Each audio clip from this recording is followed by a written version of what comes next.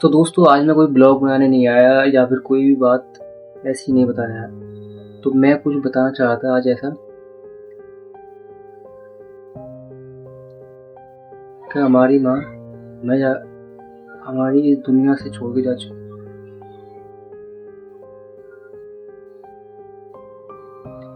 मुझे बताते हुए वो बातें याद करता हूँ तो मुझे बहुत ज़्यादा रोना आता है उन बातों पर।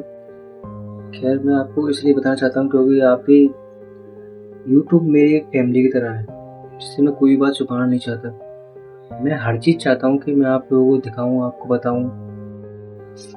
तो होता कुछ ऐसा है कि मैं आप लोगों को पता है मैं यहाँ पे रहता ही नहीं था और मैं बाहर काम कर रहा था। तो मेरे पास रैली फ़ोन आता पापा का कि तेरी माँ की तबीयत खराब हो चुकी है तो तुम इतनी जल्दी से आ जाओ। तो मैं इतना सुनने के बाद में मेरा दिमाग फिर काम करना सभी चीज़ छोड़ देता है और फिर मैं सीधे होटल से छुट्टी लेने के बाद में सीधे राम की गाड़ी पकड़ने की कोशिश करता हूँ। हमारे होटल से 85 किलोमीटर के समथिंग में है तो वहाँ से जाना और बारिश के मौसम में बहुत ज़्यादा काम कठिन था तो इसलिए मैं उस ट्रेन को पकड़ नहीं पाया। मेरी माँ एक्सपायर हो चुकी थी, ये बात मुझे किसी ने भी नहीं बताई। शाम 5 बजे की बात, अगस्त 6 तारीख। दोस्तों मुझे ये बात पता चलने के बाद में जब मुझे शाम को एक दोस्त का स्टेशन में बैठा था, मैं रात को 11 बजे समथिंग टाइम था और मेरे एक दोस्त का मैसेज आता है कि नितिन मैं तेरे घर पे भीड़ लगी हुई देखी, कुछ हो गया है क्या। मेरा दिमाग ख़राब हो गया उसी टाइम पे। मुझे पता था कि मम्मी की तबीयत बहुत ज़्यादा ख़राब चल रही है और कुछ ना कुछ हो गई बात। मुझे आने में घर उधर से लगभग 20 से 25 घंटे लग गए थे। दोस्तों होता कुछ ऐसा है कि मुझे पता चलता है तो मेरे खाना भी नहीं खाया गया, मेरे से रोने लगा मैं भी। तो मुझे समझाया कि ऐसा मत कर अभी, घर चलते हैं, पहले सब कुछ संभाल लेंगे आराम से। दोस्तों मैं अपनी लाइफ में कभी सक्सेस भी हो जाऊंगा तो मुझे वो खुशी नहीं हो पाएगी कभी, क्योंकि मैं अपनी माँ को वो खुशियाँ नहीं दे पाया जिसकी वो हकदार थी। हमेशा ये बोझ मेरी छाती पर रहेगा। मैं जब तक इस दुनिया में जिंदा हूँ, जब तक मैं हूँ, जब तक मेरे ये बोझ रहेगा कि मैं अपनी माँ को वो खुशियाँ नहीं दे पाया जो वो डिजर्व करती थी। उन्होंने हमारे लिए बहुत कुछ किया है, हमारी वजह से बहुत कुछ सहा है, लेकिन आज तक मुझे इस बात का फक्र है कि मेरी वजह से मेरी माँ ने कोई भी बदनामी नहीं सहन की। ना मैंने कभी भी ऐसा काम किया कि मेरी माँ को कहीं भी जाने से पहले सर झुकाना पड़े। कभी मैंने ऐसा काम नहीं किया। मेरी माँ बहुत अच्छी इंसान थी, आज वो बहुत अच्छी जगह पे है और हम बहुत बुरी जगह पे हैं। उन्होंने खैर 2.5 साल से उन्होंने अपनी बीमारी से बहुत लड़ने की कोशिश की, लेकिन अब तो वही कहते हैं ना कि भगवान के सामने किसी की चल नहीं पाती है। कभी कभी याद आती है, बातें बहुत सी होती हैं कि हम माँ के अलावा किसी को नहीं बता पाते। मैं अपनी लाइफ का डिसीजन, हर एक डिसीजन कुछ भी होता था, छोटे से छोटा बड़े से बड़ा, तो मैं अपनी मम्मी से पूछा था, मम्मी ऐसा करना है क्या मैं कर लूँ। अगर मम्मी ने मना कर दिया, वो मेरी लाइफ का सक्सेस का ही क्यों ना हिस्सा हुए, मैं उस चीज़ को करता ही नहीं था। अगर वो मना कर दिया तो वो मना हो गया मेरे लिए। उनकी बात मेरे लिए पत्थर की लकीर होती थी हमेशा।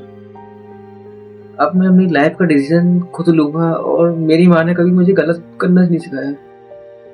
उन्होंने हमेशा कहा कि बेटा कभी गलत रास्ते मत जाना।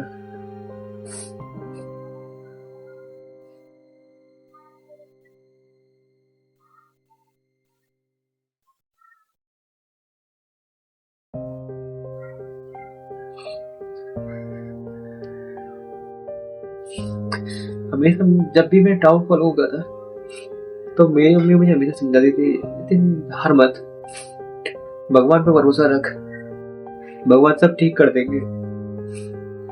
लेकिन मुझे इतना नहीं पता था कि मुझसे ठीक करने की जगह सब कुछ छीन लेंगे, मेरी चीज बहन रह गई। मैं किसी के सामने रो ही नहीं सकता क्योंकि अब सिर्फ मैं हूँ उनकी सपोर्ट।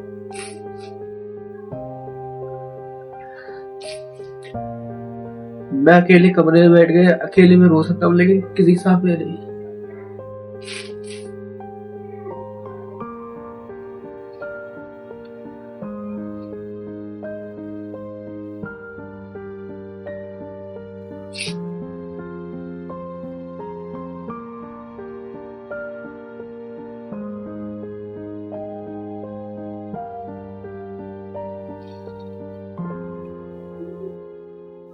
दोस्तों आज इतना कहना चाहूंगा कि आप लोग मेरी माँ की आत्मा की शांति के लिए प्रार्थना करना और मुझे अपनी माँ का नाम रोशन करके रहना है। रोशन करने के बाद में मेरी बारात निकले या फिर मेरी अर्थी, मुझे इस चीज से फर्क नहीं पड़ता, लेकिन मैं उनके नाम को नहीं ढूंढने दूंगा। मेरी माँ ने हमेशा दुख देखा, कभी खुशियां नहीं देखी। जब भी मैं मम्मी से पूछता ना, मम्मी तुम्हें क्या चाहिए, तुम्हारा क्या सपना है, तो पता वो सोच पड़ जाती थी। अगर मैं किसी भी रैंडम इंसान से पूछता कि आपका सपना क्या, मैं पूरा करूंगा, तो पता है वो क्या मांगता है? घर, गाड़ी, दौलत, पैसा, ऐसा बंगला। लेकिन मम्मी को इस चीज का कभी शौक नहीं था और उन्होंने कहा सिर्फ तू सक्सेस हो जाए, मेरे लिए वही काफी है। मैं एक नाकारा रह गया, किसी काबिल नहीं था मैं। वो मेरा 1% सुख तक नहीं देख पाए जो मैं उन्हें दिखना चाहता था।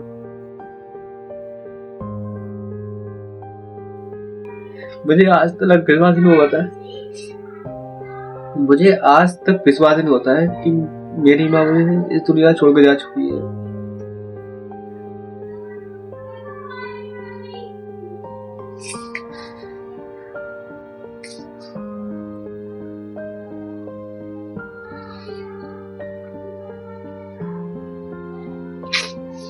जब भी मैं बताता था ना कि मम्मी मैं आज दुकान की वीडियो बनाने जा रहा हूँ, मैं उनको बहुत खुशी होती थी।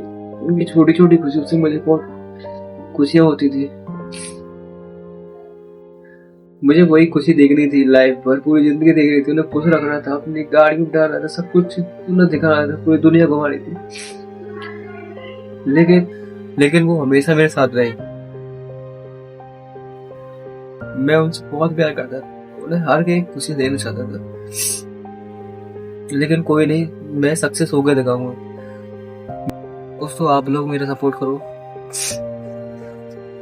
मेरी माँ के सपने को पूरा करने में बस आप ही हो। एक सब्सक्राइबर आपका मुझे बहुत ऊपर तक ले जा सकता है, अपनी माँ के सपने को पूरा करा सकता है। तो बस मैं इतना ही कहना चाहूंगा और मैं लाइफ में कभी हार नहीं मानूंगा, क्योंकि जब आप लोग मेरे साथ खड़े हो, सब लोग हो, तो मैं हार नहीं मान सकता। मेरी माँ है, लेकिन बस मैं देख नहीं पा रहा, वो बात अलग है। लेकिन मेरी माँ ने कभी मुझे हारना नहीं सिखाया और मैं कभी जिंदगी में अपनी माँ हारूंगा नहीं। मैं सक्सेस होकर दिखाऊंगा। बस मैं आप लोगों का साथ चाहिए, तो दोस्तों सपोर्ट करो जितना हो सकता है उतना, क्योंकि मैं अपनी मरी हुई माँ तक अभी तक मैं अपना सपना पूरा कर सकूंगा, बस सिर्फ आपकी वजह से। तो बस मैं ऐसा ही चाहता हूँ कि आप लोग मुझे बहुत ज़्यादा सपोर्ट करो, बहुत ज़्यादा। और मैं वीडियो बनाऊंगा, हर बार रोज़ बनाऊंगा। मैं कोशिश करूंगा कि मैं रोज़ बना सकूं। मेरा फ़ोन इतना ज़्यादा सही नहीं चलता है, इसलिए मैं नहीं बना पाता हूँ। बस इतना ही कहना चाहता हूँ। Thank you for watching.